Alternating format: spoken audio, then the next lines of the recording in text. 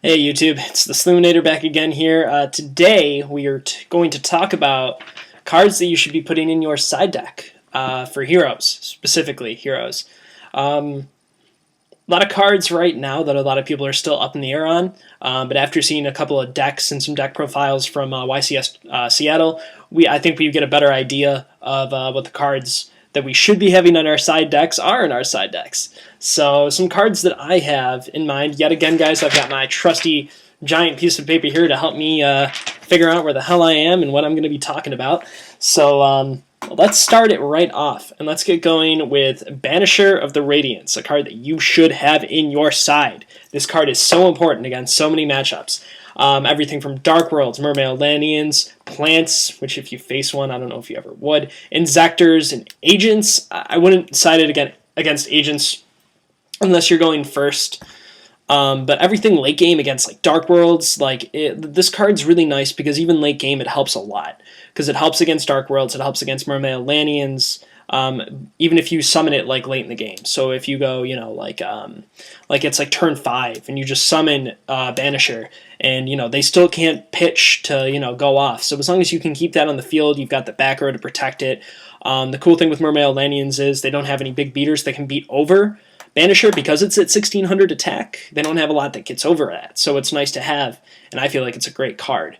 It's better. I feel it's better than having to trap because they can pop the trap card a lot easier than they can pop Banisher of the Radiance, and you can work around Banisher of the Radiance as well to not get rid of your heroes in any way, so you can have Miracle Fuse targets or whatever the case may be.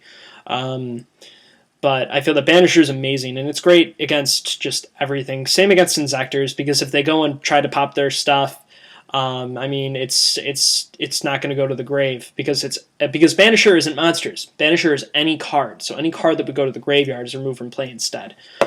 So it's nice that it'll remove those ladybugs or remove that hornet, that damn hornet. I hate that hornet. But I feel that Banisher is a really great card right now. And even, like I said, even late game against Dark Worlds, if they try to discard Grapha late game or Snow late game, they don't get it. So it's nice. So it makes them really have to get around Banisher, which makes them waste cards, which makes you be able to go off faster and get your stuff off. So it's nice. Another good card, Snowman Eater. I'm still iffy on this card. I'm probably going to play Fossil Dino over it. But Snowman Eater is great against the hero matchup. It's great against Dino Rabbit, obviously. But I feel that Fossil Dyna is more viable, and let's talk about why. Fossil Dyna is great against everything from Gira, Windups, Dino Rabbit, Mermail Landians, and Agents. And the best part about Fossil Dyna is the fact that you can just normal summon it, you can just stall them out from special summoning, you can protect it with all the back row that you play. It's just, Fossil Dyna is a phenomenal card. I like it over Snowman Eater. There's situations where I do like Snowman Eater better, but I think overall I would probably side Fossil Dyna over Snowman Eater.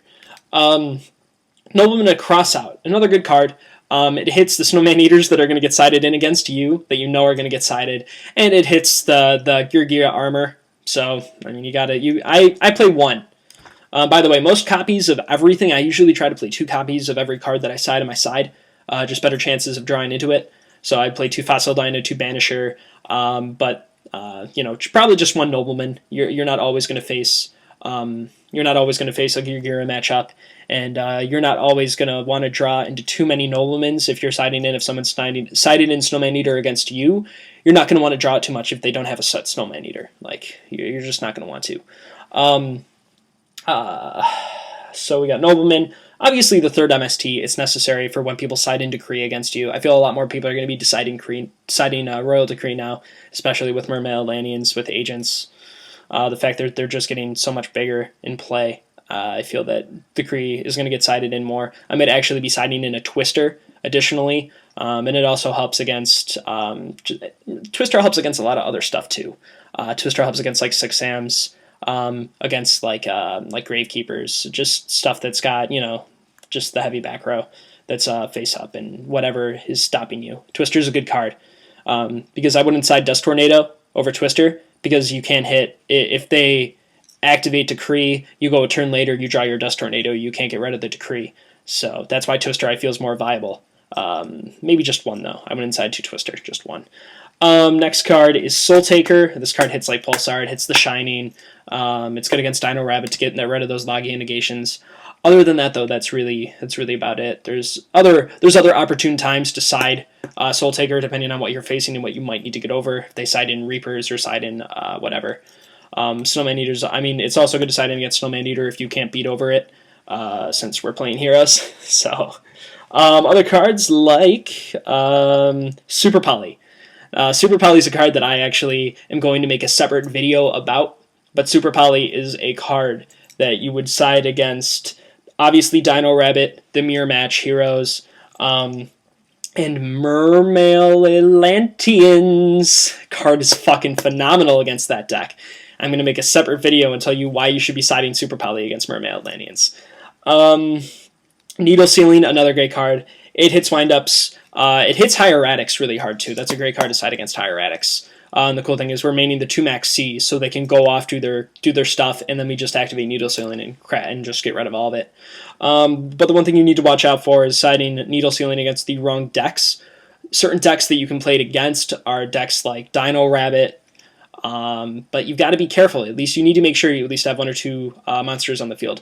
Needle Ceiling's iffy against certain decks, so I really suggest that you keep it strictly to either Hieratics or to windups, and stray from siding in against other things that special a lot until you feel comfortable knowing when to play it and how many monsters you should have before you activate it and what they're really going to go off and try to do. Needle Ceiling's very iffy. I would strictly keep it for windups and for Hieratics. Shadow Imprisoning hits Insectors, Dark Worlds. That honestly just all goes without saying. You need to play Shadow Imprisoning. You need to. Skill Drain. I love Skill Drain. It's probably my favorite card on the side. Insectors, Gira, windups, agents, Mermail Atlanteans. Says it all. Some Mermail Atlanteans do side Skill Drain themselves, but it still hits them really hard, and they're not going to be expecting you to side that in, most likely, because they're going to know that they side Skill Drain, so they're not going to go for it. But it still hits them so hard.